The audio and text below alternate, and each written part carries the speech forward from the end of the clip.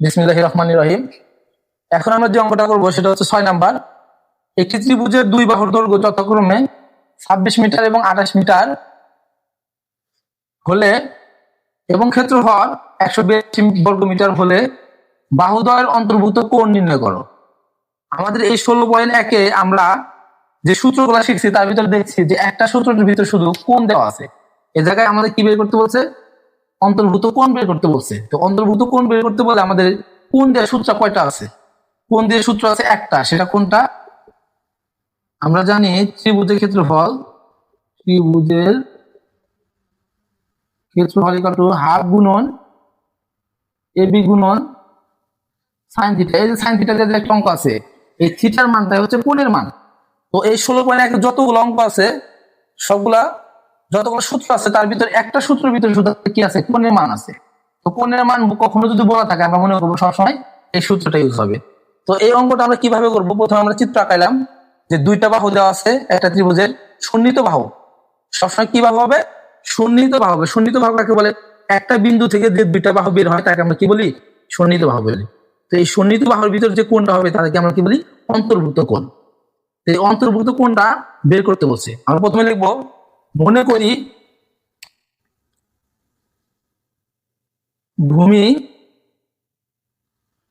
করি বাহু এ equal to 26 metre এবং বি ইকুয়াল টু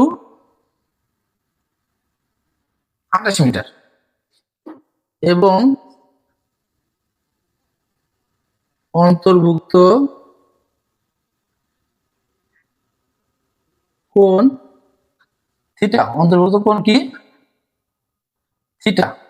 এই থিটাটা আমরা কিভাবে বের করবো? প্রথমে আমরা প্রশ্ন মতে লিখবো। এই যে ক্ষেত্রফল দেওয়া আছে 182, এই প্রশ্ন মতে ক্ষেত্রফলটা লিখবো। লেখার পর এই ক্ষেত্রফল আমরা সূত্র জানি, সূত্র থেকে মানটা বের করবো। তো প্রথমে আমরা লিখি প্রশ্ন মতে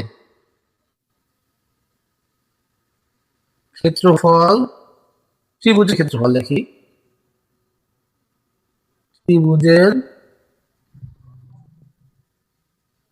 ক্ষেত্রফল 182। এখন বাম সাইডে আমরা এই ত্রিভুজের ক্ষেত্রফলের যে সূত্র জানি সেটা লিখবো, হাফ গুণন এবি গুণন সাইন থিটা।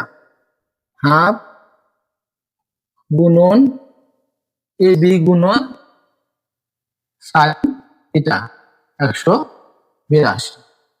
এখান থেকে আমরা হাফ হাফই রাখি, এর জায়গায় এর মানটা বসায় 26, বির জায়গায় বির মানটা বসায় 28 এবং সাইন থিটা যা আছে তাই ওই পাশে 182 আছে, 182। এখন এই জায়গায় আমরা এই 2 দ্বারা যদি 26-কে কাটি তাহলে আসে 13, এই 13 দ্বারা 28 গুণ করলে কত আসে? 13 দ্বারা 13 গুণন 28 364। আমাদের এই 13 এবং 28 গুণ দিলে আসে 364, আর তার সাথে ছিল সাইন থিটা, আর ডান সাইডে ছিল 182। এখান থেকে যদি আমরা সাইন থিটাটা রাখি, এই সাইন থিটার সাথে এটা কি অবস্থা ছিল? গুণ। ওই পাশে কি হবে? ভাগ। তাহলে ওই পাশে যে ছিল 182 থাক, এই যে 364 আছে ওই পাশে কি হবে? বা সাইন থিটা। এই জায়গায় যদি আমরা কাটাকাটি করি 182 জায়গা কাটলে উপরে 1 নিচে 2, তাহলে জায়গা আসতেছে হাফ। এখন আমরা থিটা মান বের করবো, তাই তো এই সাইনটাকে সরাতে হবে। সাইনটাকে কিভাবে সরাবো? এই পাশে সাইন আসতে মানে ওই পাশে সাইন বানাও, তাহলে সাইন সাইন কাটা যাবে, থিটার মানটা বের হয়ে যাবে। তাহলে সাইন থিটা, ওই পাশে সাইন কত ডিগ্রি মান? হাফ। আমরা ওই জায়গায় পড়ছিলাম যে সাইন 30 ডিগ্রি মান হাফ। দুই পাশে সাইন সাইন কাটা, অতএব থিটা ইকুয়াল টু 30 ডিগ্রি। তাহলে আমরা লিখতে পারি অতএব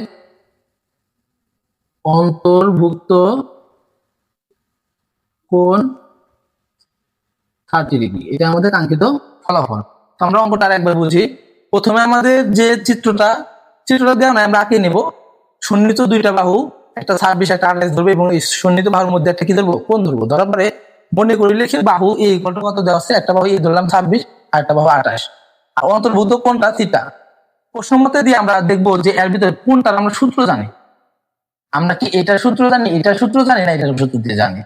আমরা ক্ষেত্রফলের সূত্র জানি। তো ক্ষেত্রফল ইকুয়াল টু প্রশ্ন দিয়ে আমরা লিখবো দেখার পরে ত্রিভুজের ক্ষেত্রফলের সূত্র আছে হাফ গুণন এবি গুণন সাইন থিটা আমরা বসাবো, কারণ আমাদের থিটার মান বের করতে হচ্ছে। আর থিটা আছে কি একমাত্র এই সূত্রটার ভিতরে আছে।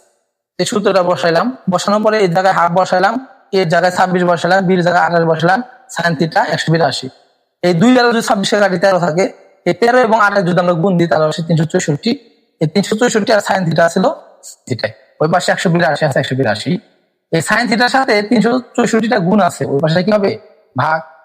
তাহলে এই যে জায়গায় আমরা কাটাকাটি করি 182 দ্বারা কাটলি 1 নিচে 2 আসে, এই পাশে আসলো হাফ।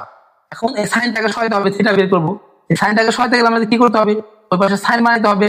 আর ওই পাশে সাইন কত ডিগ্রি মান হাফ, সাইন 30 ডিগ্রি মান হাফ, সাইন সাইন কাটা থিটা মান কত 30। এটা এভাবে আমরা অঙ্কটা শেষ করবো।